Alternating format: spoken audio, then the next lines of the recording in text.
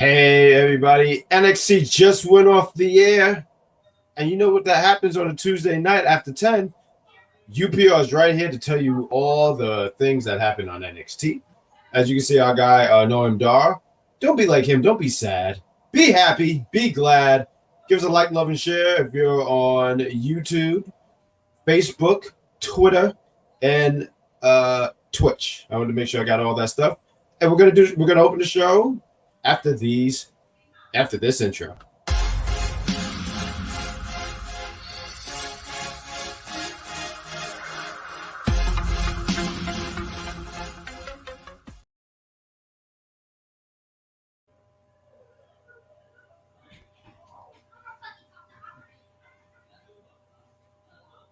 That's hilarious. Did you hear that glitch? I want to make sure. Did you? Okay, no, I think then that's just me. But guys, you're watching Unpopular Review, the NXT review show. It is I, the Grand Poobah of Tuesday nights, Badguy Jack with the wrestling doll. Was it Dahlia Dark? I want to make sure. Dahlia Dark, yes. Dahlia Dark. Now we got to get someone to draw you in like an anime form. They have the purple aura around you, and you're standing over top of like Goku, All Might. Who's another powerful person from anime? I'm sorry, I'm totally not like super big on anime. Maybe Sailor Moon. Let's throw in Sailor Moon in there. That would be heartbreaking because you like Sailor Moon, don't you? You know, real quick. I used to watch Sailor Moon back in the day, but I wanted to say real quick, Ed had a banger of a theme. I still have that song, and I'd be bopping my head and everything like that. So I don't know why we jump into an anime thing, but guys. We want to thank you guys for joining us for this review. Wrestling Doll, real quick, so I can do some sharing on. Oh, there's my phone on Twitter. Why don't you tell the lovely people how are you? I'm doing pretty good. Work's been keeping me busy. My day job, my weekend day job, my filming, just about stuff here and there keeps me busy. Got to do what I got to do. We had to find a way to make the big bucks, right? You gotta do the job. And I must be mommy tonight, so that is why I look like this. That's why I look like a high school emo kid. you know what music video you could have been in? You remember My Chemical Romance? Yes. Yes, that's that you could have joined them. What? Like Helena, that was my song back in the day. Kind of creeped me out because the girl gets out of the casket, she's dancing. And I think when everyone lifts their head, she just falls. And that was my song. I missed. Is My Chemical Romance still together? I don't even know anymore. I don't know either. Hopefully they are together. They make some great music. We see you guys in the chat. I want to shout out real quick JL. I mean, I always look forward. I look forward to all you guys. You know, Jeffrey Warman, George. You know, we always shout out because y'all are regulars. But JL, man, this guy always cracks me up. He said, right? Matter of fact, Okay, now he pissed me off though. I do, but let's click some of these comments real quick before we jump into the show. I'm sorry, I'm moving back up because the chat was moving so fast. We got George. He says, "What is up, everybody?" He also mentioned NXT was pretty solid. It was decent. It was decent. We're gonna break it down. He also gives me props. George, this is definitely. I think this is not George because I've never gotten credit from him. He said, "Bad guy, you called it. It was going to be a triple threat match for the NXT North American Championship at the Great American Bash." And one of the reasons I thought that is because originally supposed to get Wesley against Ali, right? And then you're like, well, what do? You just can't act like that match was going to not be a thing. So it just made sense to still include Ali. And we're going to give our predictions towards the end of the show. So please stay tuned and hang out with us. There are 7 matches for the NXT Great American Bash. 6 to kick.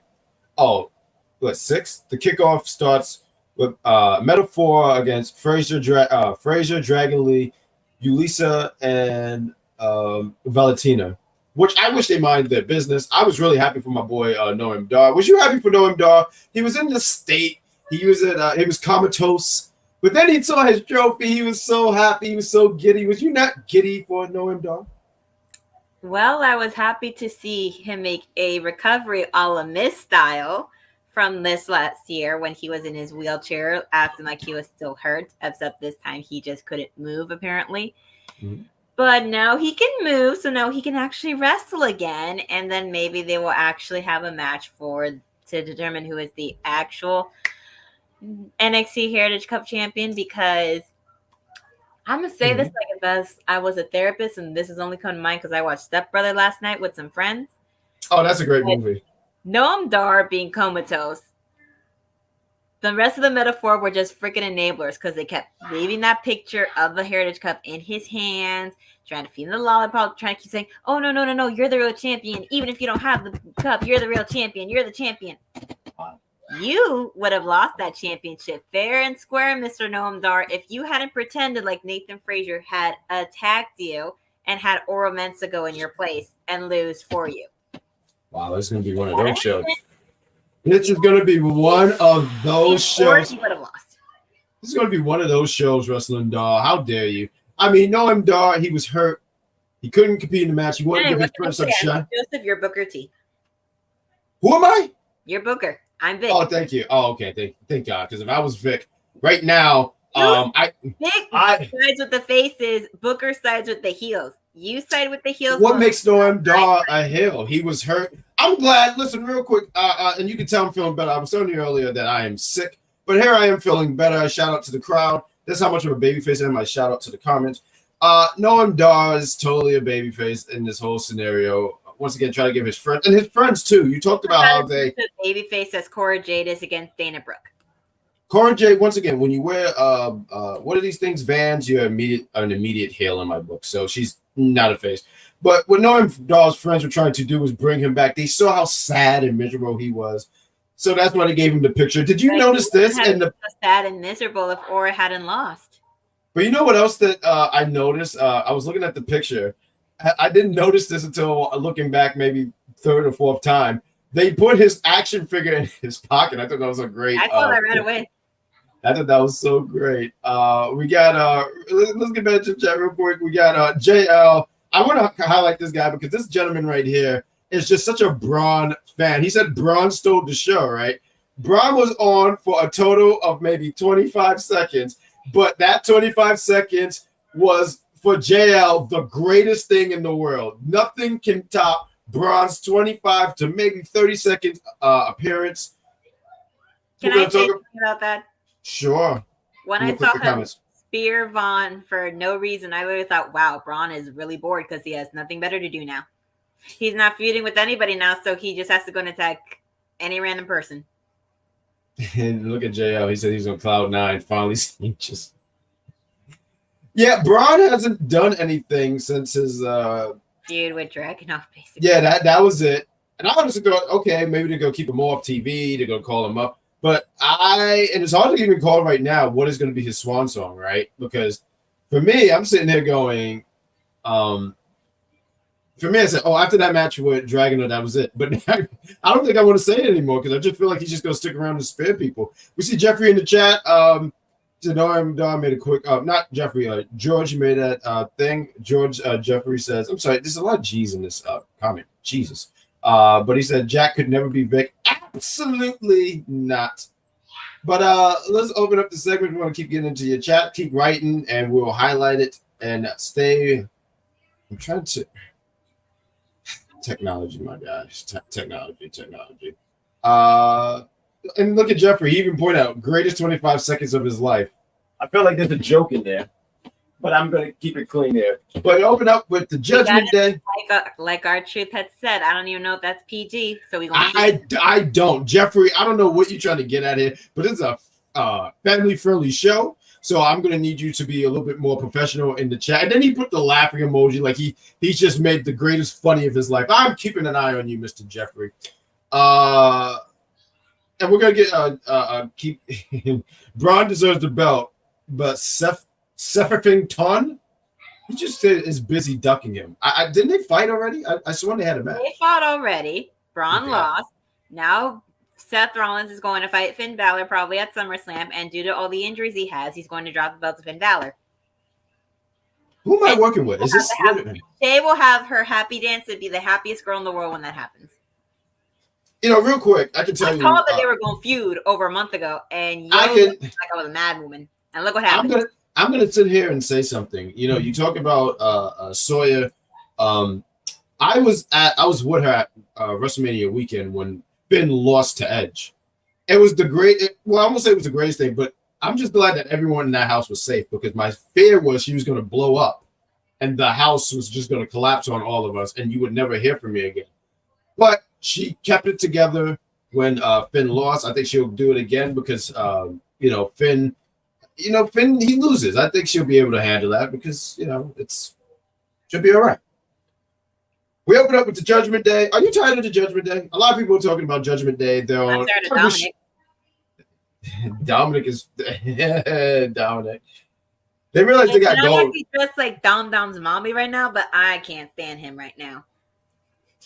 They realized they got gold with him, and I was saying this yesterday. When they put up that video package of what happened last week, I was literally on my phone, not even paying attention to it. I was waiting till they were done talking about it, and then paid attention to when him and Rhea were in the ring.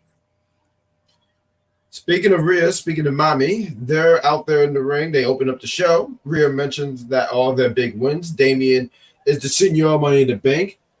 Dominic as the North American champion.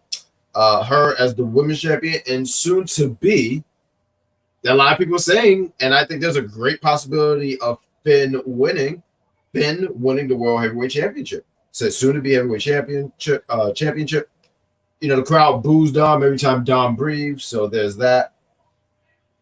Then Wesley comes out and he talks about holding that title for over 200-something days and saying how it all was stolen from him in one night. He said 269 days. That was 269. See, that's why I kept 200-something because I put 286, but it was 269. Thank you.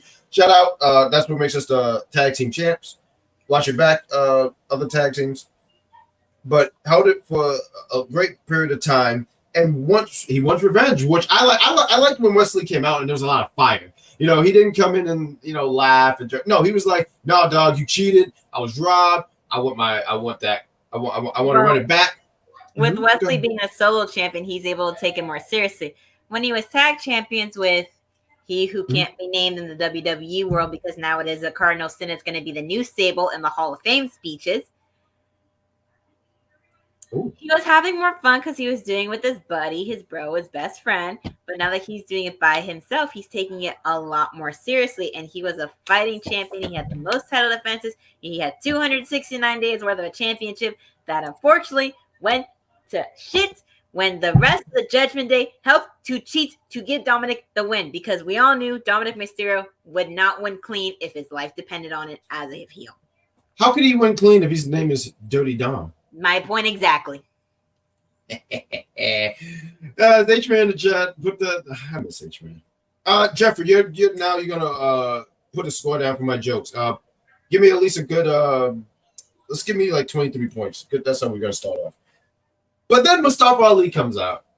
Now he wanted to make it. I feel like he came out just so everyone won't forget that he was a part of this. He was next in line to go for the championship. And he talks about Dom. I dig this line because I thought this was great. He said you stole your daddy's move and then you stole your other daddy's move, which I thought was I thought that was really good. I chuckled. I said, "Okay, Ali, I see you've been writing down some jokes. Good job." I was waiting for somebody to do the "Who's your daddy" chant. I don't know if his daddy is Ray or Eddie still. I mean, we all know it's Eddie. He lies and cheats and still. Rey Mysterio. Today it was 21 years ago that Rey Mysterio debuted. Yes, he debuted 21 years ago. He beat one Chavo Guerrero. It's amazing how 20 years fly by so fast. And real quick, I give Rey Mysterio hell because I'm a Juventud Guerrero fan. Shout out to Juvi. But it's amazing all this time went by and he still. I think he's obviously not the Rey Mysterio of old, but he can still. Yes, thank you. To sum it all up, he can still go. So I think it's just amazing. But the fact that Mustafa called Wesley a clown for taking the challenge against Dominic Mysterio for the North American Championship belt, I was like, boy, Wesley is going to do a cardiac kick on your ass because you just called him out. He's going to whoop that ass for you saying that. And he did too. He laid hands on him, especially when Ali did it again. He said something. Ali was really snarky in here because at first he kind of come over with babyface and sit there and go like, I feel like he's a tweener. He's a tweener. It's I think he's a heel. No, I think he's straight heel, and only because he tries to portray as the baby because he's like, hey, if you believe in anything, anything can happen. You just have to believe in yourself. Yeah, he's And not if a little too, it's by him not to face too much. no. Like it reminds me kind of Bo Dallas when he used to do what was it, Believe, and it was just too over the top babyface, but you knew the person was a heel. So I think Mustafa is definitely. I see you in the chat, George. George, you get a negative 35 points for your comment. I see you. Oh no, Rey Mysterio is better than Juventud. That's rude. That's not true. Juventud was a fantastic cruiserweight champion. He used to dominate Rey Mysterio. And then Rey Mysterio got some filthy friends and they cheated. So that's why Juventud didn't get as many wins. I remember growing up watching this. I don't know if you know about this, George. George Jetson. That's your new name, Jetson. That's that. There we go. Hey, Jeffrey, another 5 points for me. But it opens up to this brawl. This brawl happens, and I'm sorry, that's laughing and coughing. I'm working with a cough here, folks. Dom and Rhea, so now it's your turn. Rhea and Dom, they laugh at these two fighting, and then you have Dom saying this, and this looks like this is a you problem, not an us problem. So we're gonna leave. So they leave that. Rhea makes it his problem by making it a triple threat match for that belt.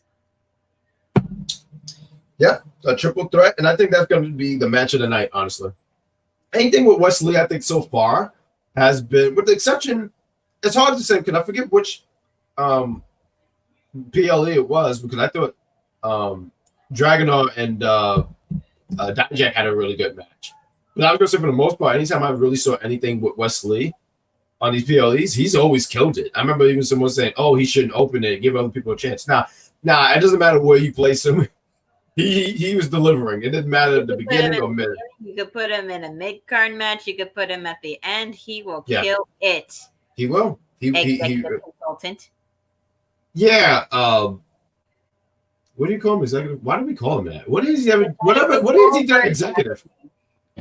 What has he done executive wise? I think we give him too much credit, and I'm not the bank, so I will not be giving him any more credit. But we'll keep moving on. Thank you. That was hilarious. I saw the laughter. Good job. We were backstage with Mackenzie, and she was with Don and Stacks. She asks how's it feel to be free, and Don talks about it's great to be out of prison. And him and Stacks are going to go for those tag team championships at a Great American Bash, but it's interrupted by the new team of Bronco and. I almost said Lucius. Was it Lucian? Lucian. I was this close to saying lotion, but Lucian. Bronco and Lucian, they come out, they interrupt Don and Stacks, which sets up for a match later in the night. But the first match of the night, we got Schism against Carmelo Hayes, Trick Williams, and Ilya Dragunov. This match was kind of chaotic. There was so much stuff going on. Exactly the way that I thought it would. I knew Cam was going to on that side. I knew there was going to be miscommunications happening. I just figured it was going between Dragunov and Mello, not Dragunov and Trick Williams. But I love Trick in the ring because I love hearing the audience chant, "Whoop that Trick." Whoop that Trick. And he looks good out there. You know what spot I like? Listen, they need to make merch that says that.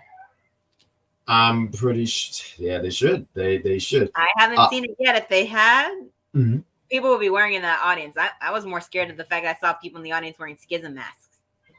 Oh yeah, that's a good point that you mentioned. Now I'm glad that you did mention that because the Schism, their audience or their followers, if you will, were all in the.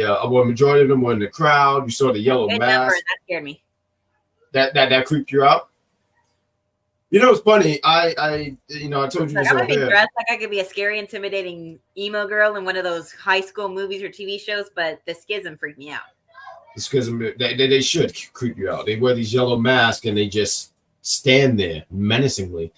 And I was mentioning because I was gonna, I was talking to EC and I said, hey, if I come out there, I want to do the NXT show. I would hate to sit next to one of these dudes. Like I would sit here and be like, so you just gonna sit next to me and just sit there menacingly.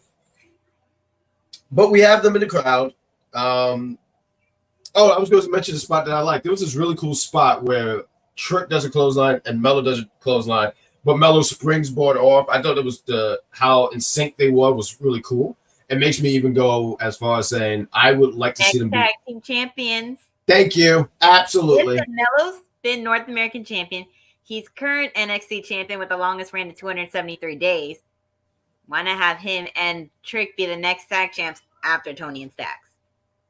After Tony and Stacks. That's interesting booking. After Tony and Stacks.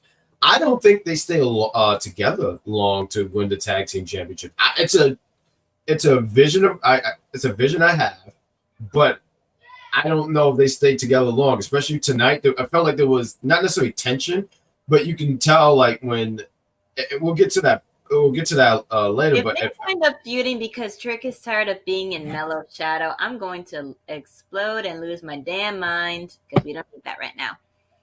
How many more tag teams do they need to break apart? If they want to get rid of the tag titles, managers will say, "Oh, we're destroying the tag titles because we have no respect for it anymore." We'll have to see. Maybe they don't go that route, but you know what? They have more respect for the men's tag titles versus the women. For crying out loud, they put them together with the ones up in the main roster. I've said for a while that those belts seem pretty cold, and I don't know if I said burn them, but I just feel like if you're gonna make these titles feel like make these titles feel important, make them feel important because right now it just feel like, oh look, I have an item, let me hand it to you. It doesn't feel. I've always felt like a title should have some prestige. I always hated when people would sit here and say, "Oh, it's just a prop," and I'm like, no. This is a championship, and it should feel like a championship. But I digress. We'll finish up talking about this match.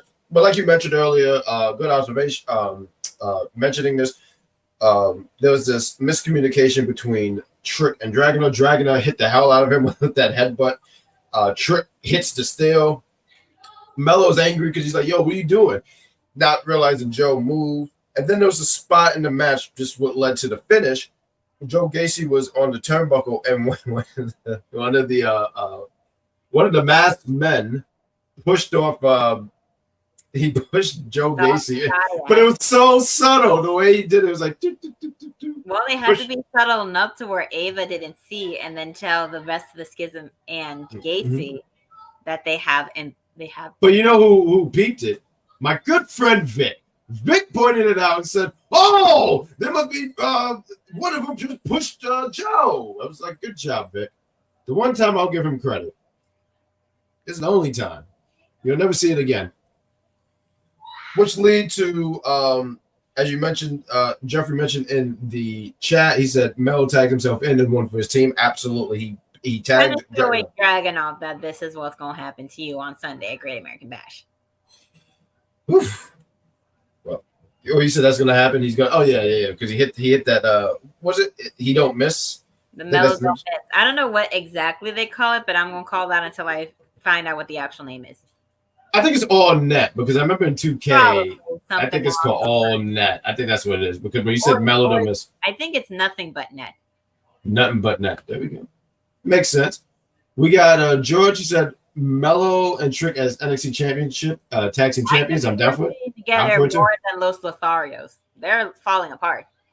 They are. I didn't peep anything they were saying. I just know there was a lot of yelling. Humberto was saying, "Are you trying to focus on getting girls or are you trying to focus on the glory? I'm not going to do this anymore if you don't get it together."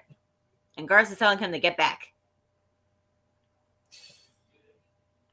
I would have preferred them to stay as a team. I think Angel, he has so much talent that I think he'll be fine on a single. I really do. I feel like he'll be fine. But I also look at Humberto, who, yeah, he's talented in the ring, but his English is not so strong. So then I sit here and go, well, keep them together because Angel could pick up, that's his weak spot, right? So I believe that Angel could do that. But if that happens, what are the chances that Humberto goes with Von Wagner and Mr. Stone? Who? Humberto. To have him be like a mouthpiece. Mr. Stone's the only mouthpiece they have left in NXT. Who else could they have if they split those two up? How many other mouthpieces are there in the NXT division? No. Let me tell you something. Vaughn, no, I know you are, and you're doing a fantastic job. Really good job. This is not anything towards you, but let me tell you something about the Von-tastic Von Wagner. Von Wagner don't need this guy getting in the Von wagon and he's trying to ride his coattails. Von don't need any of this, and I get exactly what you're saying. Humberto, you have Humberto and Stone. Humberto Stone, I get it. There's some kind of catchiness to this, but Stone is with Von Wagner. He don't need any more on his plate. So Humberto, I suggest you get back with your cousin so you can, flourish and do well, because Mr. Stone don't have time for you. And I know this because he don't wear a watch. Let's move on. Let's carry on. Von Wagner was the next match, but we'll talk real quick about... It was a squash match against Big Body Hobby. My man, Von Wagner. I got to see if I have the clip. I hope no one erased this clip. It is my favorite clip of Von Wagner. Von Wagner, if you guys have been listening to Unpopular Review for a long period of time, you guys know how I feel about Von. Von, let me see if this video is here. Is it still here? This is disgusting. I'm getting up. No, I need more. Oh, here we go.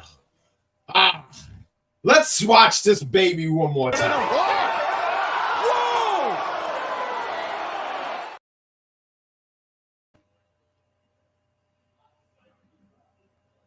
You're muted again. The fantastic Von Wagner. He sat there and he delivered tonight. He went out there looking like Godzilla the 19 whatever. I don't know where Godzilla was created. Someone you Google it, not me.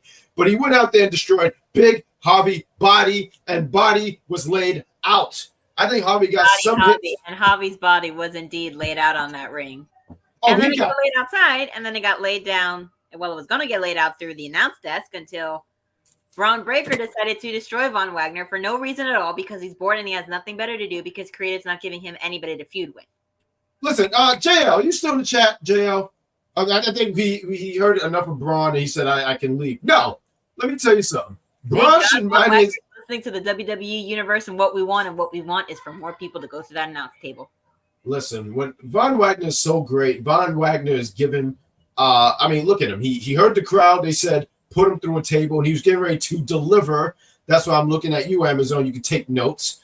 And then you have Braun Breaker coming out like Cocaine Bear and spears this guy out of nowhere. And it really upsets me because, I really did take a liking to you, Braun. You got the tan. You're starting to look like Dom Toretto. And I'm sitting there saying, all right, You don't like Dom Toretto. I hate Dom Toretto. But I think he's a better Dom Toretto than Dom Toretto. Matter of fact, you know what? I'm sorry, guys. I'm really upset. Are you going to petition for Braun Breaker to be the new Dom Toretto in the next Fast and Furious movie? Yes, absolutely. I can see it now because it would be great with him because, like how Dom Toretto's always in a car? Braun don't need a car. He'll just spear the car in half and it'll just blow up, and that'll be the whole entire movie. That's what we need to see. We need just to see Braun in there. I think him going against, what's this guy named? Jason Statham. Who else is in this movie? Who's left in this movie? I have not watched any of these movies. Braun Breaker, I can see it now. It'll be I'm going to be able to watch these movies, so.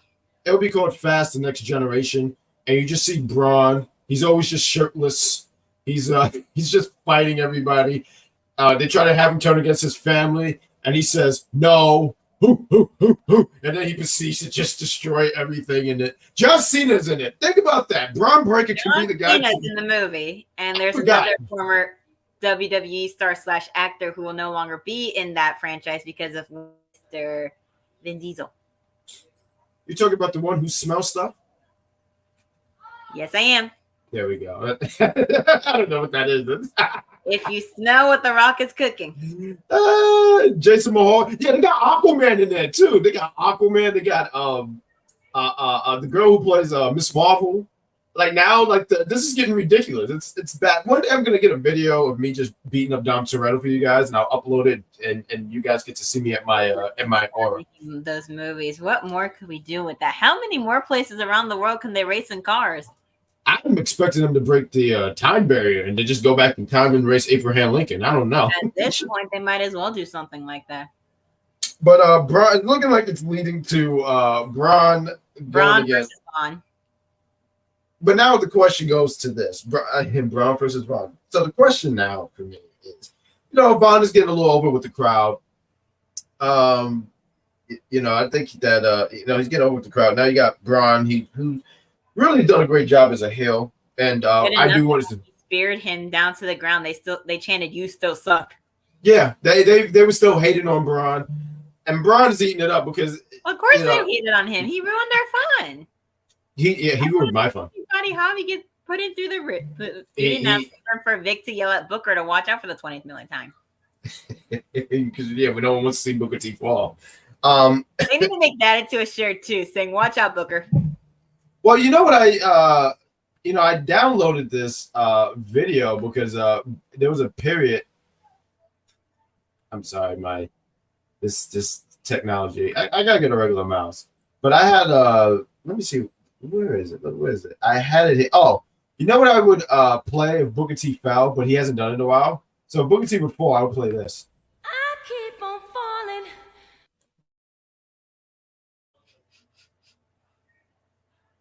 You're muted again. Am I still muted? No, not now. Okay. But yeah, Booker T, I don't think he has fallen in a while. So yeah, fantastic. Just that's not during this moment. Hey, look who's here, New H-Man. New H-Man. Hey, there we go. I don't know where old H-Man is. It's hilarious. I'm beginning to think that you're like another not timeline. What's the word we're trying to put here? Parallel universe. Yeah, he's like an H-Man from another universe. I never see him and old H-Man together. I think there was that one time. This kind of thing. Yes, it's a multiverse. Like in the Spider-Man movie. Which one? Because they're all great. The newer one where they had all three of them come in at the same time. Oh, I love that movie. That was so fantastic. Which one of the Spider-Mans do you like, Wrestling Dog? You know, we can't go with Toby. I got to go with Andrew. But Toby Maguire, he cried a little bit for me, and I appreciate that. I actually have some really big questions here, as we continue. But I wanted to ask you, I'm a big Sonic the Hedgehog fan, right? Who do you think is the biggest villain in the Sonic the Hedgehog franchise? You mean besides the egghead villain? I would go with the anti-Sonic. I'm not sure what his name is, the black and red one. You would be wrong. It's actually Tails, the fox. He's the biggest villain. Why is that funny? Why am I? Isn't he like his best friend or something? He pretends to be, and he fools you. Let me tell you something. I played a lot of Sonic the Hedgehog in my life, right? I played Sonic the Hedgehog 2, and you know what he would do? Because Tails is immortal in that game. He could never die. But you know what he would do? Say you're underwater, you try to grab the bubble, and the bubble will keep you going on the stage, right? You know what this jerk does? Although he can live forever, he'll take your bubble, have you die, and then you have to start that stage over. So I'm looking at you, Tails, Miles Morales. You can't fool me. Next week, I will have an argument on why Scooby-Doo. Matter of fact, Yoshi, who doesn't pay his taxes. But y'all didn't come here to hear me badmouth all these people. H-Man, I like this guy. He said he liked the original Spider-Man 1, and he said he liked Sonic the Hedgehog. Great taste. That's what I'm talking about. And we got George, because he always want to argue with me. Tails is not his enemy. George, you've never played Sonic. I'm very convinced. Stop. But we also had Gable Stevenson. He comes out, and it's the big decision. Where is he going to go? What is he going to do, right? Is he going to go back to the Olympics? I think this is something about going back to college, or is he going to go to NXT? And he makes this decision, and Baron Corbin comes out to ruin everything because he can't let anybody be happy. Because if he was miserable for some time over the past year, and now he's trying to find himself from Wyatt Elias style, he's like, well, I can't figure out who the hell I am, so I'm not going to let you figure out who the hell you are in NXT. So just go back to college and become a 2-time, 3-time champion of whatever. And Gable was like, I'm going to challenge you for my debut match at Great American Bash against yo ass. And Corbin's going to do exactly what he does, that The Miz does, and lose and make Gable look good, and Corbin will be fine. Yeah. I think he's going to do a really great job of making Gable look really, really good. He said some things. He called himself the Great White, and it made me think back in the day. I remember Sheamus. Honey, you were the lone wolf, not the Great White Shark. You ain't Jaws, and you ain't the Meg. You ain't no shark. He's no shark. He talked about he smelled blood, which I said, oh, well, that's I didn't know humans could do that. And then proceeds to get suplex. He got German, and then he got a belly-to-belly, and it sets up for a match for the Great American Bash. We never got what Gable's answer was. Signing for NXT. They said that when he announced in the match. Oh, he did sign for NXT. Okay, because I was thinking this could be a one-off. He, gets familiar with the crowd because he even mentioned early in his in the promo, he says, "You guys probably don't know who I am," which is true. A lot of them don't. He hasn't been featured a lot here in NXT. So he's officially signed. Because I was gonna say I thought that he would have this match and maybe do the Olympics and just go away, but he just have a one-off. But if he's signed, then cool. That's he cool. hasn't done that in the past couple of years since he was signed to WWE. We have let's look in the chat real quick. I'll click it for you guys.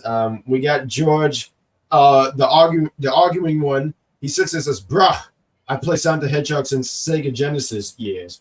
Oh yeah, well so did I, and I was more aware than you are, Jetson. We got I like Marvel, Batman. Ooh. Oh boy. Oh man. I'm sorry. You know what it is? I'm already sick, and now I can feel myself getting sicker. Because how can you like Batman?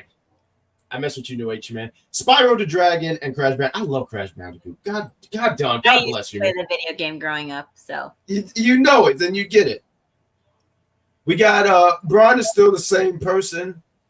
So that vignette was all for nothing. No, you know why he did that? Because he's bored. Because they don't have anything for him to do in creative. They didn't give him anybody new to feud with, so now they got to give him somebody else that is now a free agent because now they're making him more likable to the NXT universe. So now they got to give him somebody to fight with, and who else but the number one heel in NXT and Braun Breaker. Dominic is not the number one heel in NXT, okay? He takes that title everywhere. Titles at this point have no relevancy no matter where they go. He can defend it on SmackDown. He can defend it on Raw. Hell, he could go to AEW and defend it on Dynamite, on Rampage, on Collision. There's no point in calling it where it's supposed to go. Yeah, I was going to mention, because you mentioned all these places with the exception of AEW, but he made a bet. I said Rampage, Dynamite, and Collision. That's all the AEW shows. I'm not going to lie. I would just love that. He just shows up. He does a little shimmy. Dominic Mysterio versus MJF for the NXT North American Championship. I feel like the AEW getting so over as a face, which is very scary. The AEW fan base would lose its crap if you have Dominic pin MJF. So, huh? They had Chavo over there, so they lose their mind. Oh God, they did. Not for nothing. The last time I saw Chavo, he got punched in the face, and then we never saw him again. That was the last time I saw him in AEW. We got Dijak picking a fight with Eddie Thorpe. He is. We got have you beaten Sonic? That's a yes. Come on. That's an obvious yes. When you make it, it's an obvious yes. Isn't pig made out of pork or pig pork? Come on.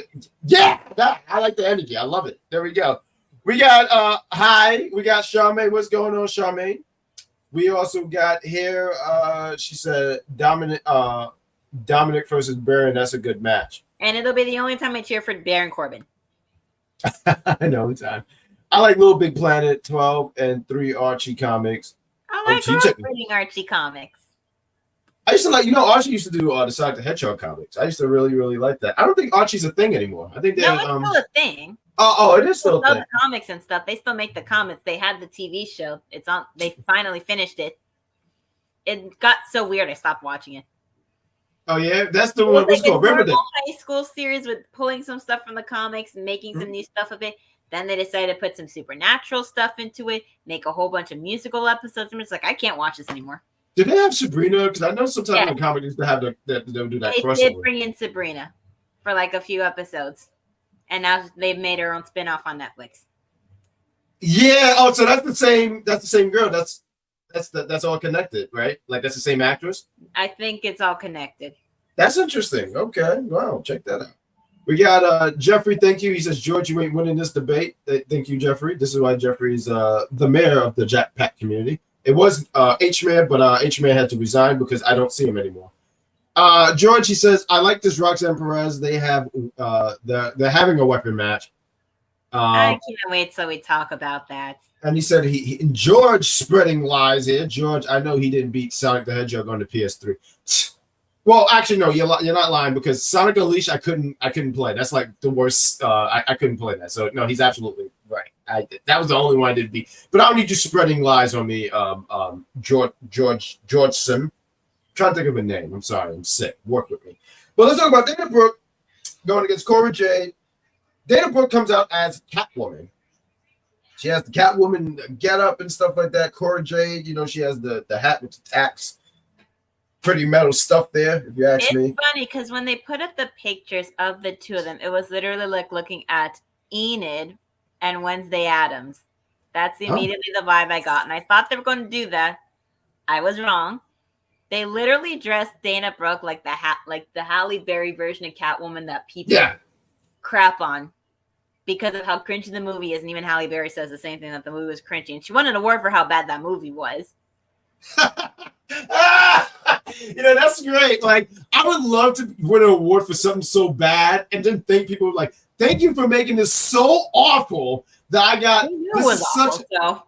Yeah, but listen, she knew it was a how would you say, a payday, so she just took it. No doubt. Shout out to her. That was a payday. She took it. And speaking of a payday and took it, Dana Brooke took all that anger and frustration she had on the people that were calling her out, telling her that she's a loser, that she's not good at what she does, even though she's been a workhorse in this industry for nearly 10 years, I'm going to guess.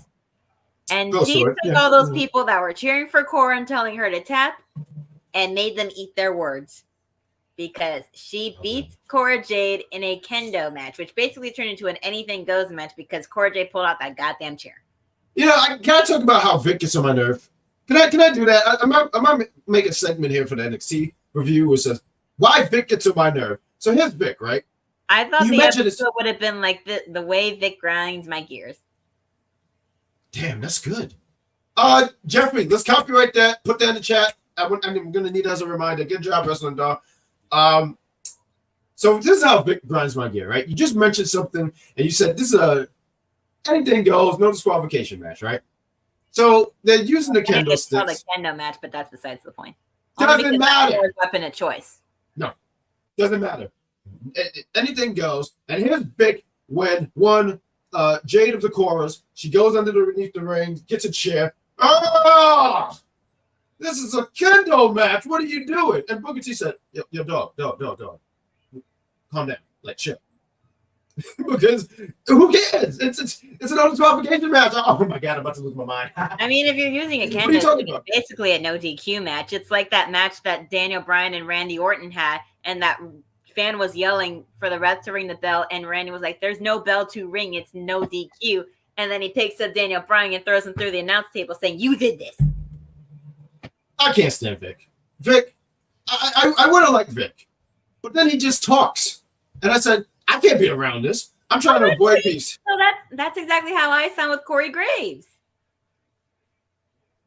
Corey Graves about to be a father right about now. I can't. He can be a dad. That's fine. He can be a great father and he can be a good person outside of being on TV. But when he's on TV on Raw, when I'm watching, he gets on my goddamn nerves. He did a great job yesterday. Wade Baird used to get on my nerves when I watch NXT. I do want to sit here and say he did such a great job yesterday when he's doing what's his name? He's like, in the ring general. And I'm gonna hit you with no, it wasn't Gunther. It was Ludwig. Ludwig. Yeah, Kaiser. He said, I'm gonna hit you with an armbar for the ring general. And then I'm gonna not get chopped. I thought he did so great. It was hilarious. I missed it, but shout out for watching on Twitter, and they have it. And I fell out. I said, "Damn, he was spot on, so spot on." We see Jeffrey. He says Vic is always contradicting himself, so he understands.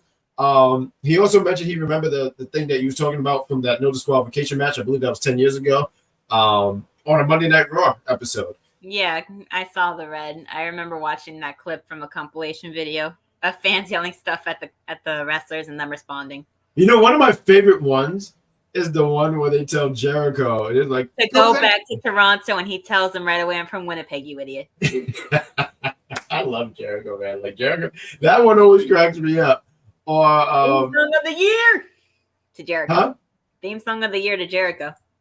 Jericho is fantastic. You know, he still cracks me up to this. Maybe not as much, but he cracked me up. I'll try to think of some other one. You know who's really good at talking to the ring? I saw this clip, and he wasn't. And I know he's done something with the crowd too. But Kevin Owens, he talks so much crap in the ring, and it's funny when you hear him. It's just so great. There was one he did with Rusev, and he dragged him. And he said, lose some weight. I said, just something simple as that is just hilarious. He's so great. And there was one with Seth where he said, the Architect, you don't even have a foundation. And then he punched him in the face. I said, this guy is just so freaking good. Kevin Owens, shout out to Kevin Owens, man. I like Kevin. But yeah, Dana Brooke gets the win. A spot I wanted to mention, she kicks out of the DDT. The DDT on, like, what was it, on the candlestick and chair. She fights back. This crowd was really against, shout out to you, you mentioned this, they were so against her. They just ask this question to the NXT creative team. What the hell are y'all trying to accomplish with Dana Brooke? If y'all are trying to accomplish with her what happened with Mandy, it ain't gonna work because y'all aren't doing the same thing with Dana that you're doing with Mandy. You threw Dana into fighting with Cora for a random reason. Throw in this new girl that's been in there for a while that's now part of the NXT family. Mm-hmm. And with the people standing by Cora Jade as a heel, you're not doing any favors for Dana Brooke. So unless you want to make it look like a powerhouse that can beat the hell out of Cora Jade and have the people buy her with very few people clapping when she won, you're not doing anything good for her right now. What, you mean the reactions? It's horrible. You're talking about the reactions that she's getting? The reactions she's been getting, right down to the people singing the goodbye song, to people telling her to tap, to the audience chanting "Thank you, Cora," for breaking her arm, basically. Yeah. Yeah, they even I told you their woman is so bad. I could fix it. Yeah, you could fix it. I would put her back. I would put her back on Raw with Emma and go after them tag team championship belts that Sonya and Chelsea Green have. I would keep have them fight other teams one by one, work on their momentum, get their tag team groove back, and then go after them too. So the thing I like about that is then you put an Emma on the winning column. I think it's a shame that she was brought back. She fought against Ronda, which I saw in the last SmackDown of 2022. And I was like, what the hell was the point of bringing her back from being Tenille Dashwood to Emma in the WWE if all you were going to do is turn into a jobber and have her be in some stupid makeshift tag team for a gauntlet for the women's championship belt? They're going to have Chelsea and Sonya defend 2 to 5 times and have them lose the belt in a matter of 3 months. I didn't mind when they brought her back and she went against Ronda. It made total sense for her not to beat Ronda, but I thought it was a great show. And as a reminder, but you're talking about everything, and I totally agree with everything after. I don't understand why and Emma could do it all. She can wrestle, but she can also be a character. I think back at the time when she was, I guess the title was Evil Emma, and I thought she did a fantastic job on that role. And they just, I don't know. I feel like it's been such a sin. I see you in the shout out to H-Man, new H-Man said, I'm back. Shout out to you. But I also see Jeffrey. She said she even lost. Her losing the shit. Here's my thing. And I said this, to the likes of Shayna and Ronda is not horrible. It's her losing to everybody else for no random reason. That makes her look bad. I would even sit here and say this, and I asked this before. I said, why does she have to lose to Shayna in, what was it, 10 seconds or something like that? Like, I didn't like that. I wasn't a fan of that. And I agree, losing to Shayna is not a problem. I mean, I feel like they're building her back up to be what she was in NXT and be that monster. That's cool. I just didn't think it needed to be Emma. I think Emma is someone you can build around. I think Emma is someone so talented, and I don't think they realize what they got. So I wanted to sit here and say, 10 seconds, that would have been better. With Dana being in NXT, I think it's a better fit for her, even though this crowd is harsh against her. And I've even gone as far as saying this, and I would just go turn her heel. And I would turn her heel, just like how Braun took in that this audience was always saying things like, you can't, I don't know if they say you can't wrestle, but, Braun Breaker sucks, all these things. I never really heard anybody say that he can't wrestle. No, it wasn't that. But, the crowd was really heavily against him. So I think she could do it. They got bored. And I got bored with him, right? Because before he won the championship, they were with him. I feel like Dana's going to do with what Cody did in AEW when he was face and didn't want to go back to being a heel and just stay a face, and everybody turns against her for that. That's what I feel like might happen. It's an interesting The only difference is Dana doesn't have a company that she co-created that she can run back to where she was before. Cody did. We got in the chat Jeff, I mean not Jeff, I'm sorry. We're gonna get to you in a minute, Jeff. Chelsea Green and Sonya Deville are going to drop the Women's Tag Team Championship to Kaden Carter and Katana Chance. Just wait for it. I can see that, but I think it's gonna be some time.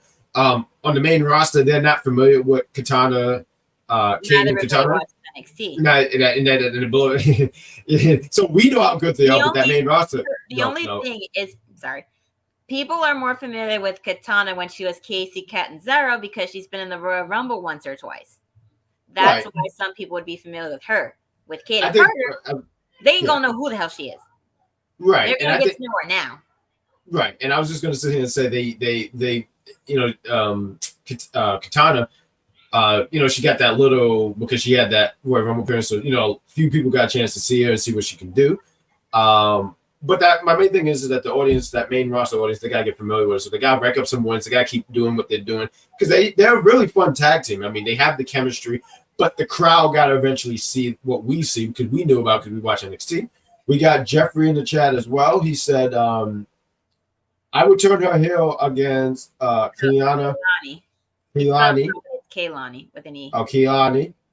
Her project. I would go that route too, but my only thing is I don't think that audience know Kaylani enough. Like she would turn on her, and maybe that would help her. Why would Dana turn on this young girl? But I don't feel like it would be the same. How do I say this? I feel like it's not gonna have the same effect like how some people when they turn on someone, like if someone turned on this most beloved baby face, and like how could you do that? But I do like the idea. I guess I'm just saying when it comes to how Kaylani's not at that level where she's the #1 babyface female in NXT right now for Dana to do that and for it to have that effect. Mm-hmm. If they build her up to that, then it would make sense and it would work. But since she's not, it would just look random. Like, oh, she couldn't train this girl. She couldn't help her out properly. So she's going to take out all her frustrations on her. And they're not going to like her. And they're still not going to get behind her at all. Who's that? Dana Brooke? Well, I mean, she turned heel and they're booing her. I think she got the right reaction. But a reaction. And I think that's the main thing too. Sometimes people forget that too. Like you just mentioned, she gets a reaction. It would have been worse if she came out and no one did anything. Like they say, it's better to get a reaction versus no reaction. Correct. We have Tony D and Stacks. They go against Bronco and Lucian. Thank you. I just have to say, every time I see their Titantron now, I'm like, I hope WWE got the rights to be able to use that artwork. You know what I call them? I call them the Grand Theft Auto artwork. That is. That's what I call them, the GTA boys. Look, it's the GTA boys, but they have this match. A teeny bit better. So here's what I'm gonna say. Like I said, that they were like noobs that were playing a game for the first time and for some reason somehow won. They were the noobs that got a little bit of XP in their main characters, but they still lost. It makes me have a Grand Theft Auto story. So the last one there was 4. I got the game because you can have I'm pretty sure it's for the PS5. I might download it. But you can make characters in it. You can make your character. I said, "Oh, that's cool." And my character was so bad. He was homeless and he had no XP. I remember an old lady just punched my character in the throat and he just lost. They said, "You got smoked." So what you're saying is that's what these characters are. They're like these characters with a little extra points. They can withstand some of these attacks, but then they get laid out. And but this match was what it needed to be, honestly. Yeah, it needed to make Tony D and Stacks look strong for a Great American Bash against Gallus, which I think they're going to be the ones that throw Gallus and take him down and become the new tag champs because the crowd is really behind them and they've been built up organically into a popular faction. I mean, NXT is doing here with these two what SmackDown is not doing with LA Knight and helping him become even more over with like giving him a chance to possibly fight for a belt or something. Have him be the one to go after Austin Theory for that belt. Not Santos or Rey Mysterio. No, nothing against Santos Escobar.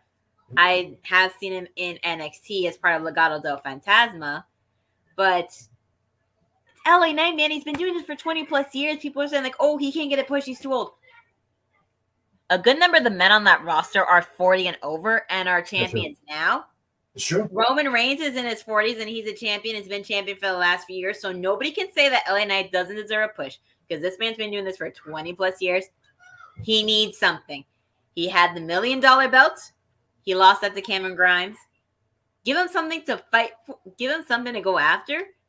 And have him take down Austin Theory. And I don't want them to save him for later. If they keep doing that, LA Knight's going to get buried and forgotten. I don't think so. I think the crowd is really behind him. I did want to get real quick. Not with the crowd, with creative. Because they're not going to know what to do with him next. I did want to get into the chat real quick because George, I saw that I saw him put this, but he's talking about these two, what are they called? I almost said caveat twins, but the Cavern twins or something like that. And he's saying that Haley and Hannah, he likes them. We got George. He mentioned that they're saving LA Knight after SummerSlam. We got let me make sure I can do this. Yeah, dummy.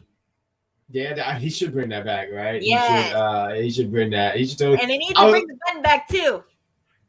The who? The dummy button that he used to have. Oh, the button. Okay, yeah. No, it's shout out to you, sir. And we got another let me talk to you. I'll add this real quick and then we'll move on.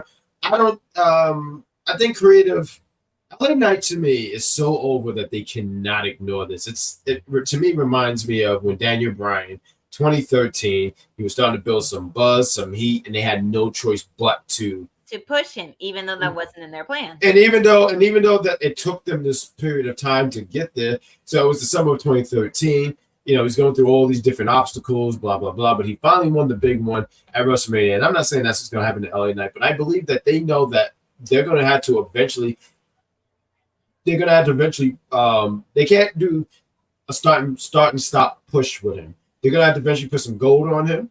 And I think, and I agree with George, I think it's sometime after SummerSlam when Triple H says things take time.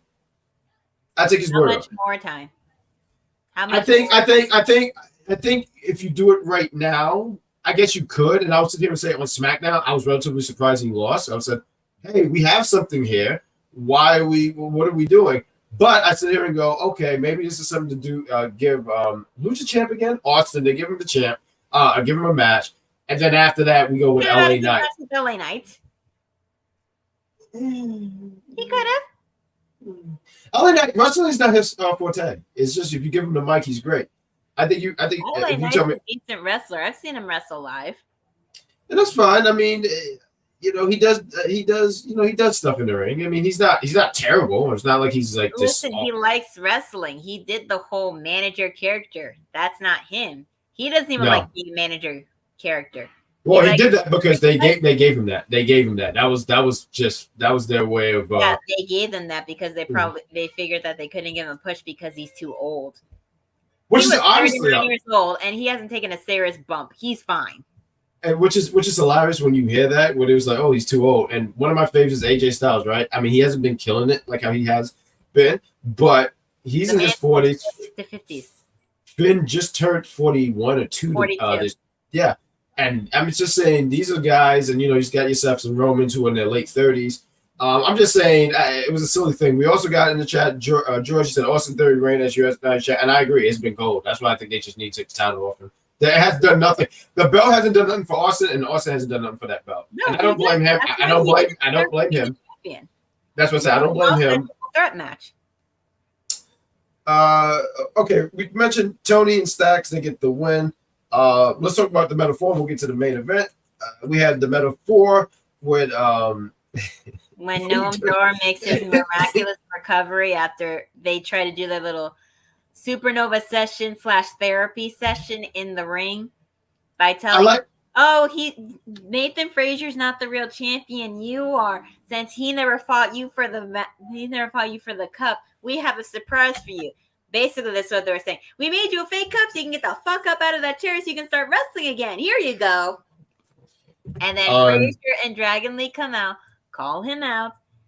Listen, if he never said that he was quote unquote hurt by Nathan Frazier, he could have had that match against Nathan Frazier, and it could have gone either way. Nathan would have won, or no one would have retained. We would never know because Noam Dar chickened out. And then they called out Dragon Lee and Frazier saying, it's 4 against 2. Y'all are stupid right now. And they were like, who said we came out by ourselves? And out come Yulisa and Valentina from behind, attacking Dakar and Lash Legend. I wish they minded their business. Tag match for the kickoff for the Great American Bash. They should have minded their business. This had nothing to do with them. I'm happy that Noam Dar have really good friends like how he does. Because, you know, when he was in his comatose state and he was just hurting, he missed his baby. You know, they said, let's give you a trophy so we can bring you back to life. And I'm glad that he's back to great health. I'm glad that, you know, the blood is flowing through his skin again. And, you know, he just wasn't moving. And I said here, he wasn't moving because he was hurt. You know, image that. You lose something that's very important to you. And, you know, you said important to me. I didn't go into a comatose state and not move around for 5 weeks. I did. I'm not gonna lie. I remember I made some really good steak, and I just lost it. It was just no longer there. I don't know what happened to it. I think a turtle just ate the rest of my steak. So yeah, when you lose important things, you go into such a state. Dark. That's you because your last name is Dark now. We're just gonna call you Miss Dark. But we're gonna get this metaphor match again. Metaphor. I'm sorry. Nathan Frazier. Metaphor versus Dragon Lee, Nathan Frazier, Lisa, and Valentina match at American Bash. But there is another segment we have to talk about. Blair and Roxanne, a.k.a. the 2023 version of Booker T and Stone Cold Steve Austin in the grocery store, now in a gas station. Because Blair Davenport called Roxanne out saying she's just a little girl and she can't fight like a big girl and she's going to take her down in front of her fans and family. Roxanne showed you what she was hiding and what she was going to show you at the Great American Bash. She was like, you want it? You getting it now. And I'm actually looking forward to this match. Mm-hmm. I like this storyline with Roxanne more than her storyline with Cora of best friends, better enemies thing that they had. I like this storyline with her and Blair way more. Well, what do you like more about this? I feel like this one wasn't like as expected. Like they weren't like, oh, they're best friends, but one of them turns on each other because they want the spotlight for themselves and yada, yada, yada. Blair Davenport was just attacking the girls because she could, even though it's just an excuse so that way they could recover from the more intense training that they've had over at the Performance Center. But I enjoy this storyline also because it brings out, yes, Cora brought out a more mean streak out of Roxanne. Blair brings out a bigger mean streak out of Roxanne Perez. And that's why I like this way more. She's doing what she should have done last week when they had that video call confrontation. She should have went up to attack her, but she didn't. So she saved all that and beat her ass in that gas station store. This segment was, yeah, I definitely had that vibe. You mentioned it earlier. You know, Austin. Don't Booker T at the grocery store. 2001. Remember watching that? SmackDown wasn't. That makes sense why they recreated a Booker T to train Roxanne. Someone mentioned that on Twitter. They said someone said Booker T taught Roxanne how to shop. I thought that was great. Well, she showed Blair how to shop till she dropped. She did get dropped. Matter of fact, there was a period in this segment here because Roxanne had the upper hand. She was attacking. The boxes. She hit her with the freezer door. Hell, she slammed that thing so hard the freezer door opened up again. You know, when she slammed, when she was beating up. Cold air was trying to get to Blair to show her, look, you're still alive. You can feel this. When she was beating up Blairport, and then Blairport started getting her licks in, I just said, oh, wow. I mean, I guess this was off and up, right, Roxanne? But she's left standing tall. She leaves. I saw in the comments, George, he mentioned, the police sirens were sounding off when Roxanne left. So, yeah, it is sounding off before Roxanne left the store. I like that.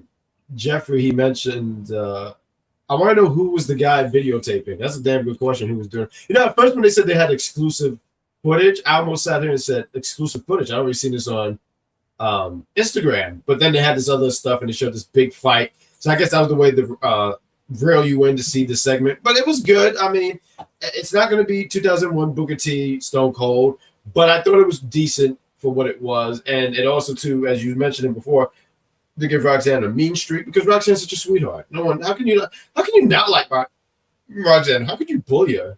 So yeah, if you're Blair Davenport and you believe that all girls that don't wrestle like you are inferior. We got Jeffrey. He mentioned Roxanne even said price check something Stone Cold said to Booker T. That's a good callback. Charmaine says, when's the next time we play Mario Party All Stars? I'll let her know. Will do, Charmaine. Will do. The next thing that we had, I guess, was really just the main event. We had Rhea Ripley with her Dirty Dom Dom versus Lyra Valkyria. Yes. Which was a match to show the people watching at home that Lyra is a force to be reckoned with. Yes. Gave Rhea Ripley a match of her life. That was one of her best title defense matches that she's had, even though technically it wasn't a title defense because they didn't say still women's champion Rhea Ripley. Right. This was one of her better title defense matches, A, because she didn't try to beat her in 15 seconds, so that way the match wouldn't happen in the first place, like she did to Natalya. And B, Lyra made her work and show her why you said that she is good and that the NXT locker room needs to watch out. And yes, I liked that instead at the end, instead of her going after Lyra and attacking her some more, she gets in her face saying, "Prove me right and beat down JC Jane at Great American Bash." And Lyra said that she will. So I believe that. Yeah. It was a good match. It was solid. Like you said everything. I mean, to piggyback on all the stuff that you said, she did show that she can hang in there with Rhea Ripley, who is really good. And she's had some really good matches, even as champ. I still think about what were they at? Puerto Rico. What were they at? Backlash, right? Yeah, Backlash. And I thought that match, and I'm not gonna say that match was 5 stars and all this stuff. 5 stars. Maybe 4. It was decent because you had that crowd reaction. I think that also, for me, when it comes to my, I don't rank matches, but for me, if you're ranking, I sometimes listen to the crowd, and that can make a match even bigger. So I just wanted to point out, Rhea had some really good matches. This match was really, really good. And I do, how do I word this? I feel like with this match, Lyra, she goes and take the L, but also almost gets an aggression from this because now when Rhea won, she picked him up by the chin and said, "Prove me right." So now Lyra's like, now I got to kill JC Jane, which I feel really bad because I like JC Jane. We don't need her being executed on TV. But that's what's going to happen when Lyra nearly killed her, but she's alive, so Lyra may or may not nearly kill her, and she'll still be alive.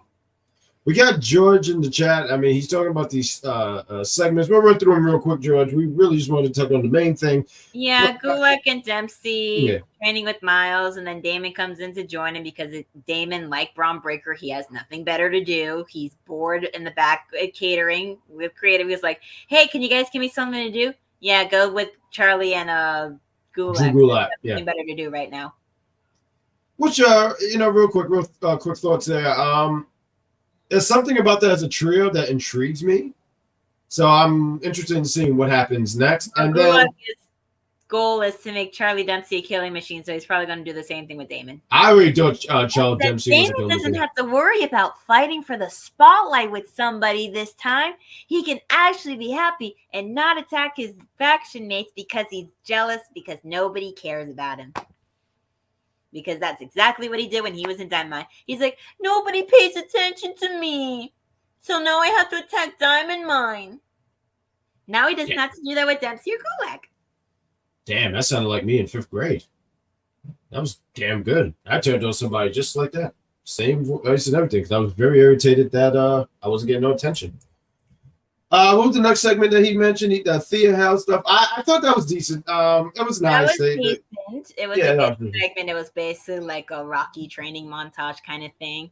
And then you had Tiffany Stratton actually give her she can actually cut a promo when nobody's around her because they're not booing her or telling her that she taps, so she's not distracted by it. But she cut a decent promo. Yeah. Yeah, I thought she did really good. She talked about being 24, not even in her prime, and what the NXT Women's Championship means. I thought this was funny. You She still called don't the the she called championship feel important. You make it feel like you're the only champion they have that taps out every single time she's in a position that she does not like being in. I love when she called Thea. She called it an energy drink and said she could probably I run mean, from she basically flood. is. She's She literally like is. 2 bottles of the red Prime bottle. I've never had Prime. That's what that is. Energy drink. Prime is an energy drink, yes, and it's getting recalled because apparently it has way too much sugar. Yeah, it should be called way back. Oh goodness. That's why you gotta be careful with these energy drinks. That's why I don't drink them, except for Celsius. Why don't we do some quick predictions here and we'll wrap up the show. I wasn't able to get every match, so if there's some matches that we forgot, guys in the chat, please let us know so then we could give our thoughts. So we had Gable Stevenson. He's going to go against Baron Corbin. Who do you got for this match? Gable, duh. I agree. We had the NXT North American Championship on the line. It's going to be a triple threat. We have Dirty Dom, Wesley, and Mustafa Ali. Rhea Ripley is going to be outside, so she's going to make sure that her Dom retains. So as much as I don't want him to win, he's going to retain the belt, unfortunately, keep defending it on every brand because apparently wherever you go, you can take a belt anywhere and it doesn't give a damn which belt it is. He can take it to SmackDown, defend it there, it doesn't matter. He can take it to Raw and defend it there, it don't matter. He can take it to AEW, it don't matter. He can take it to Impact, NWA, it don't matter. Where? NWA is the National Wrestling Alliance. Oh, I thought you were talking about that rap group. No. Oh. I mean, NWA is big enough that they can go to Mexico, Japan, Australia, all those places. So I don't see Dom holding this title long. I hope not. I want Wesley to win it back. I agree, George. I agree. He got Wesley winning. I got that. I don't see him. Wesley be a 2-time North American Championship. My brain is saying Dirty Dom's unfortunately going to retain because they're trying to make the Judgment Day look powerful as hell.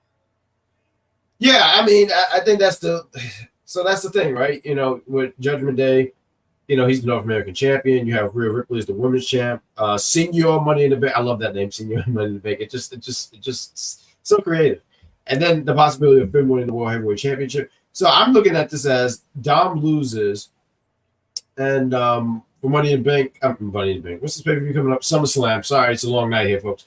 I don't see Finn winning, and then I don't see Damian having a successful what do you call it, cash in. So no, I don't possibly screw up his cash in. So yeah, we got Jeffrey. He says I want Wesley too, but if Rhea's there, Rhea's always going to be there. But I don't think the Judgment Day is always there to ensure that somebody keeps their victory. Mm-hmm.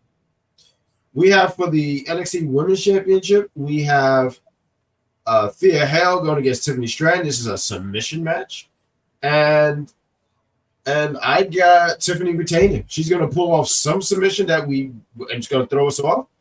And Thea is going to probably do something and call it like the prettiest armbar ever.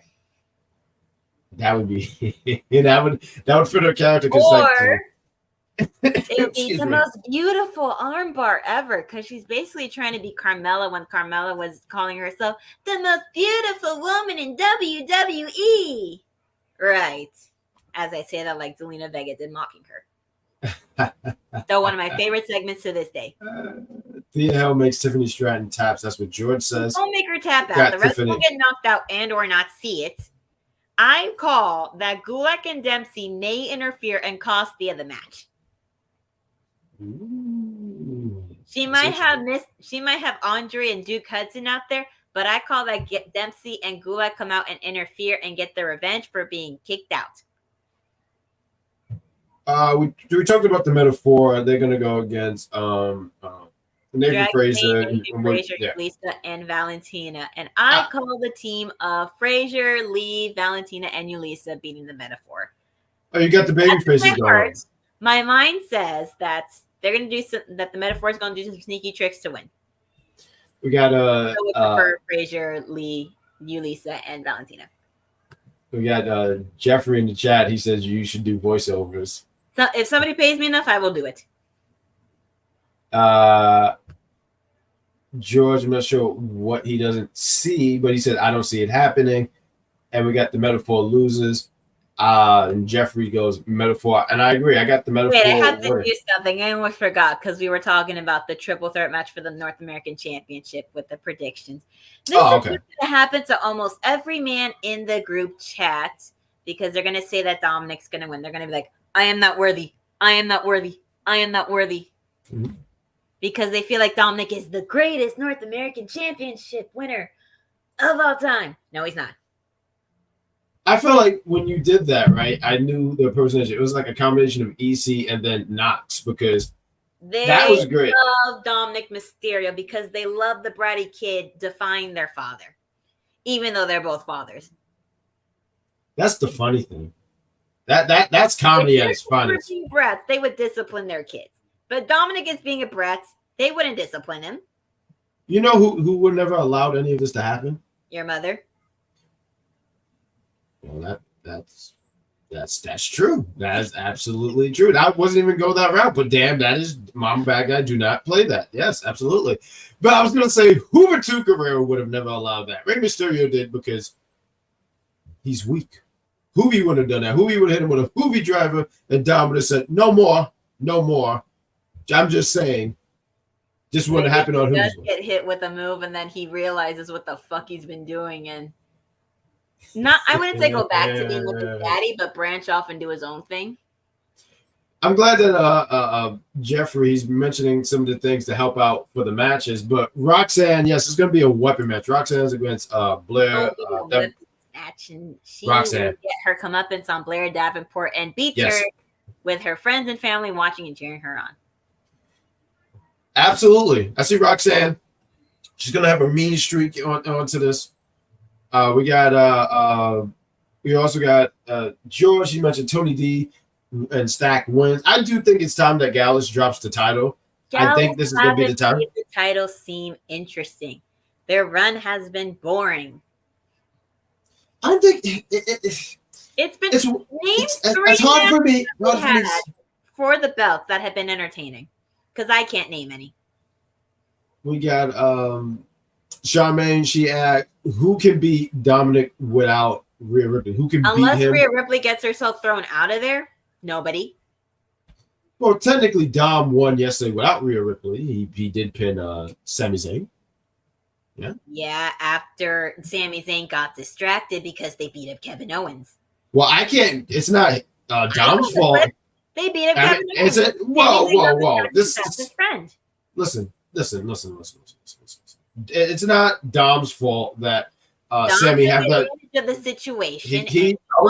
Dom pinned him. It's not his fault that Sami had the attention span of a goldfish and he got distracted. That's what happens. That's why you can't have friends in wrestling. If I was a wrestler, I wouldn't go for tag team. If you can't have friends, then what does that make the Judgment Day of Dominic? Where's Dominic Toretto? Because you said that's not friends, that's family.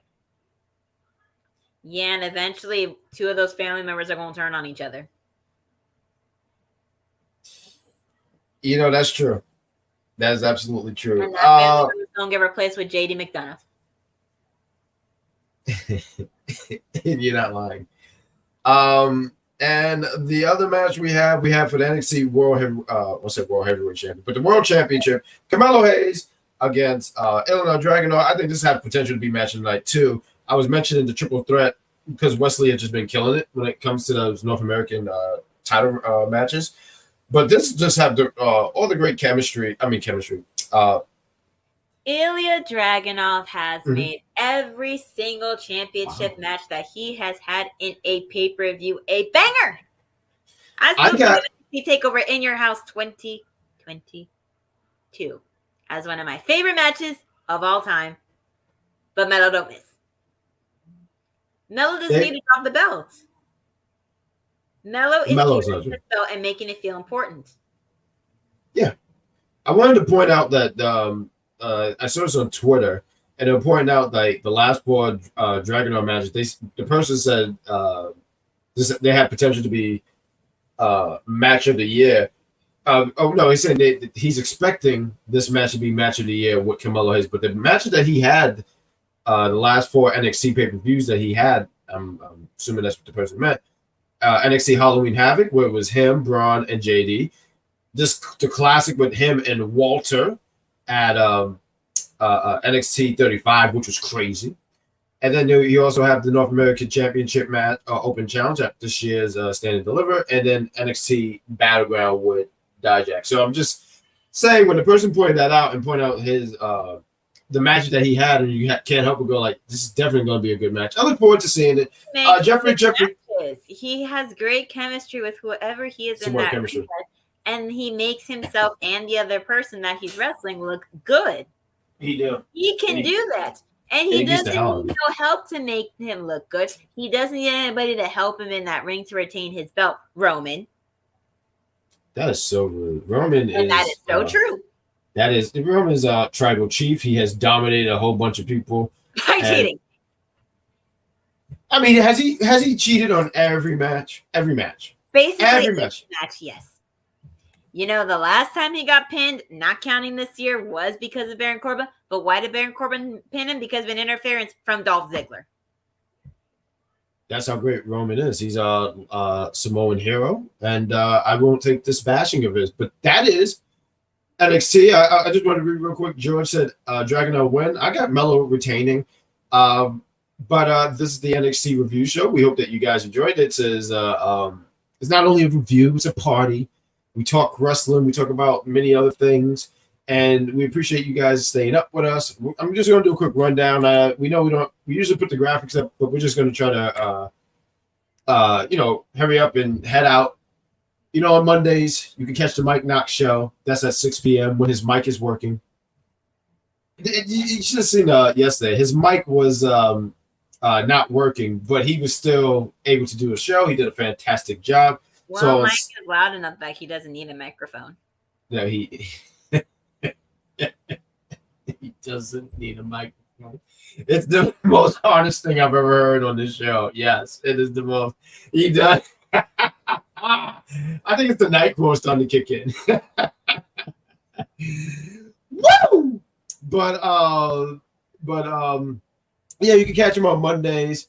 Yesterday I did a show with I am running the gauntlet this week, so I'm going to be on a few shows. But yesterday I was able to join the coolest of the days, Big Daddy Cool. We were doing the wrestling podcast. That's during Raws at 10 p.m.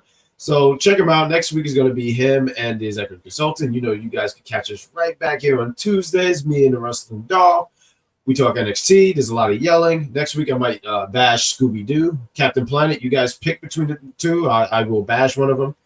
So you can catch us right here. On Tuesdays, they also do movie review. They're reviewing The Hunger Games. Do you ever watch The Hunger Games? Fire. They reviewed Catching Fire tonight. Well, I don't know. Is that the first one? I don't know. That's the second one.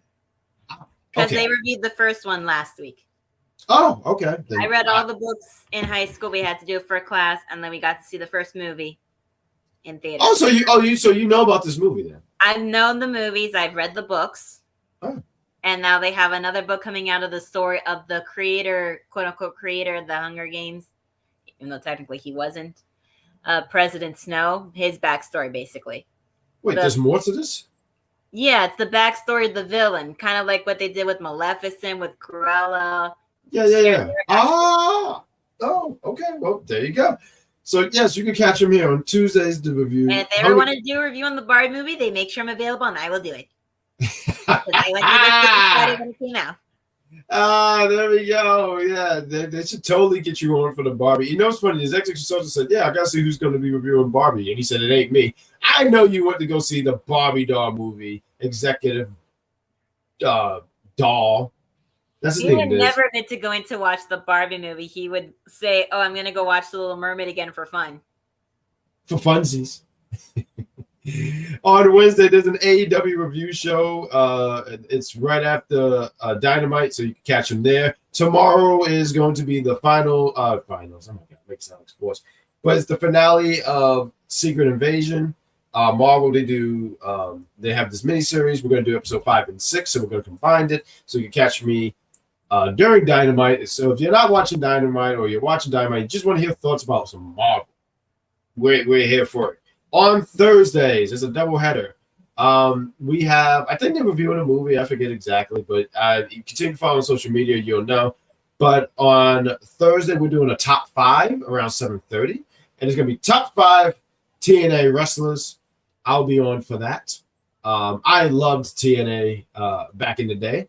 So I can't wait to do this top 5. But also later that night at 10 p.m., right after Impact goes off the air, we'll be back on to talk about Impact. So, George, Jeffrey, I want to give a shout out because Jeffrey be there. I'll be seeing him in the chat when I was talking Impact. He gave me he laughed at when I told the executive consultant to shut up. We need to get that hashtag going. Shut up, executive. Shut up. And yeah, shut up, BC. I like that. It'd be like shut up, Meg. He's Meg. It'll be pretty much you guys' version of South Park's "They Killed Kenny." Because in South Park, apparently Kenny gets killed in every episode. And I asked, why did I go? Because he's homeless. I'm like, that's not funny. Who said that? Wait, thank you. A friend of mine who I was watching South Park with briefly, I was like, oh no, I'm not watching this. Nope. He says he's going to try to get me like South Park. That ain't going to happen. South Park, I could never get into. It's horrible. It's hard. It's not, I don't know. I just don't find the humor funny. Like, I used to find Family Guy funny and it stopped being funny. I never found South Park funny. I never got it. No, Family Guy, American Dad, they all fit in that category of using stereotypes for humor. Who's that? South Park? Goes way too far. Yeah, I could get into it. And we got EC is I'm assuming Jeffrey be watching all these entertainment ones. There's something else in the reviews. He's basically our Corey Graves, Wade Barrett, Booker T. He is our heel advocate. The only face that he roots for is Orange Cassidy. So if your face and your name is not Orange Cassidy, he does not like you. Wait, really? I would have never thought he would have been, because I like Orange Cassidy, but I'm surprised. He said that besides Roman Reigns or after Roman Reigns, Orange Cassidy is one of the best champions that is out right now. Wow, I am impressed. I did not see that. I did not have that on my bingo card, and I hate bingo. I thought that either. Wow, threw me off. But we have all these reviews. One day, me and the Wrestling Dog, we're gonna plan. If you guys like we're nerd gonna go stuff, all nerdy and gamey on y'all and talk about cartoons and such. I've written out a whole bunch of ideas, and we already got our first one in mind. So be on the lookout for that. Woo! I look forward to it. I mean, I look forward to talking to some old school. When we were on air, we were just gushing about all these old cartoons, and then you came up with the concept of, hey, let's just review these things. I said, I can't wait. I love talking about old cartoons because that's when they were fun and stuff like that. So we'll eventually have that going. The point is, Unpopular Review has so much content. We talk wrestling, we talk entertainment. Every now and then we'll bring gaming in here and whatnot. We did Mario Party on Sunday. I was robbed. I hate being robbed. And see the Superior is a cheater. I just wanted to say that. And I'm also going to plug, I do have my YouTube channel, The Unofficial Camera Woman, where when I'm not now being a wrestling valet / manager, I go to wrestling shows, film matches, and put them up as soon as I possibly can, depending with the companies if they will have a problem with it or if I have to wait and take some time. But I always have fun going regardless, so I ain't gonna stop. And you can also follow the Valet Character social media accounts on Instagram. We have the Dark Dahlia, that is the Instagram account name. And then you also have me on Twitter as follow Dahlia_dark1. I gotta follow you on Twitter. I gotta add you there. They don't call it Twitter anymore. They call it X. But when I call X, gonna give it to you. I don't. It's still on my thing as Twitter, so I'm gonna keep calling it Twitter. There you go. And you can follow me when I'm not on Popular Review. I do, and the link is in the chat. In the chat. The link is in the description for her YouTube page. So please take a look at it. I have an audio podcast. It's called the Big Pop Theory Podcast. And we review wrestling during the week. We record on Sundays, upload it Monday. And we look forward to having another episode coming out soon. So continue to follow, both of us on our own things, but continue to follow us here on Popular Review. We'll be here. We'll be here for reviews and top fives and blah, blah, blah. So with all that said, we want to say thank you guys for joining us tonight.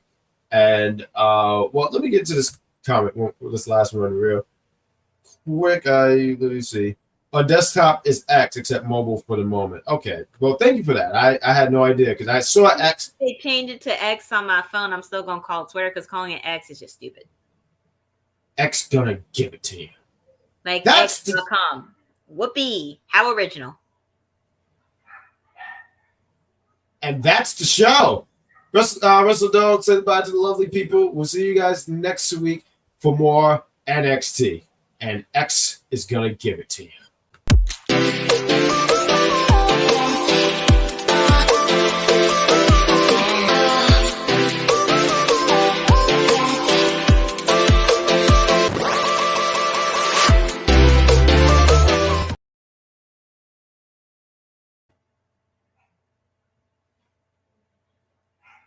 Sorry, guys.